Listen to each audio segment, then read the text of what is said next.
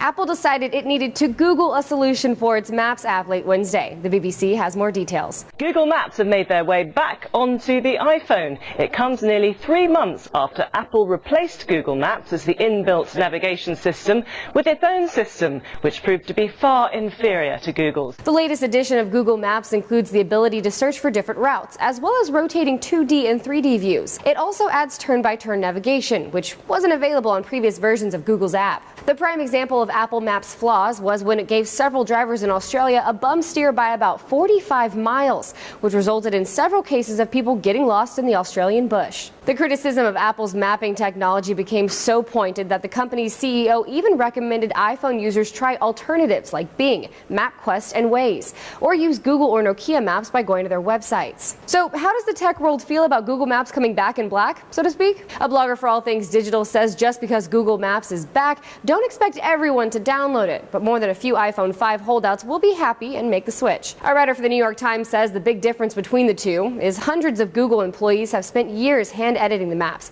fixing the thousands of errors that people report every day. Apple's Maps app, on the other hand, acts positively drunk. A writer for Forbes is quick to point out there is no lane assist, for example, or speed limit information. And because it's not from Apple, it doesn't have Siri integration. That means if you ask Siri for directions, you'll get them on Apple Maps. While a writer for Time says there was no reason for Apple to nix Google Maps, by bringing the app to the iPhone, Google just gave Apple's phone a boost in its never-ending battle against handsets based on Google's own Android.